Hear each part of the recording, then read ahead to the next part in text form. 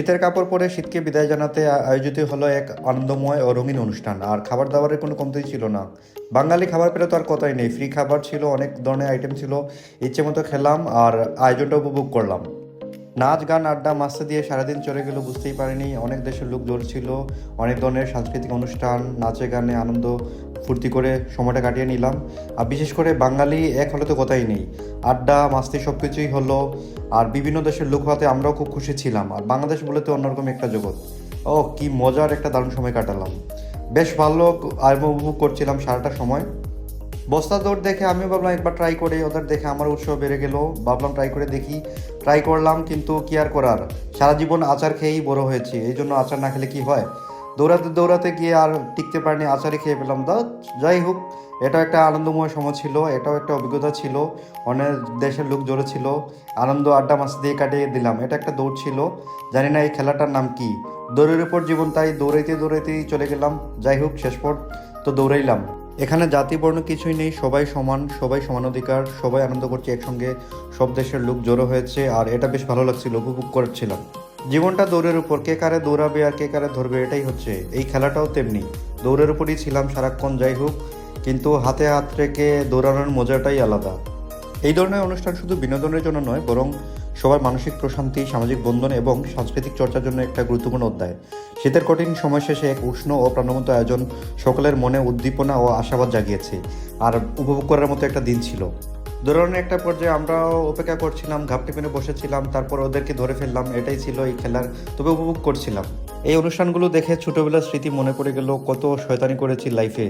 যাই হোক, এটাও একটা অংশ ছিল মুরগের লড়াই, আমাদের দেশেও এটা খুবই প্রচলিত। আর এত সুন্দর আয়োজন ছিল। জীবনটাই একটা খেলা, কেউ খেলায় খাটে, কেউ মাঠে আর কেউ ঘাটে। এইভাবেই চলছে লাইফ, কি আর করার, চলতে থাকুক। বাঙালির অংশগ্রহণ করেছিল, সব দেশের বাচ্চারাও আনন্দ করছিল, বাচ্চারাও অংশগ্রহণ করেছিল। মোটামুটি ভালো একটা দিন গেছে আর সারাক্ষণ এনজয় করছিলাম। আর ভিন্ন দেশের লোকদের সঙ্গে মেলামেশা করলাম, অনেক আনন্দ উপভোগ করলাম। নাচে গানে ফুর্তিতে এই আয়োজনটা বেশ উপভোগ্য ছিল। সারা দিন এভাবেই কাটিয়েছিলাম।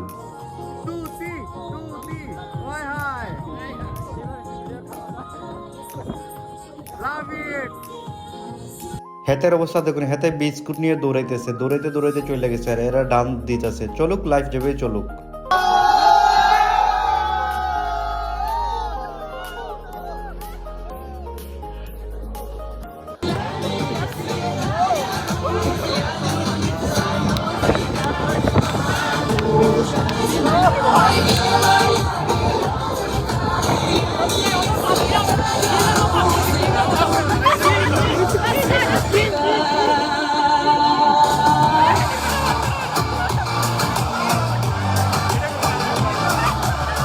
বেগুন তুলিতে ও ললিতে আর যাব না বেগুন তুলিতে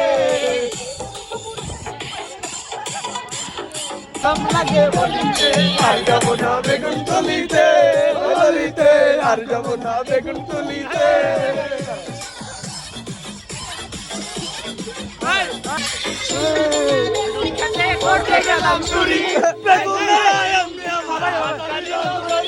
যাই হোক, শেষ পর্যন্ত কেউ আর বেগুন তুলতে পারে নাই, যে যার ঘরে চলে গেছে। আনন্দ শেষ, আয়োজনও শেষ, আর এভাবেই সমাপ্তি করছে।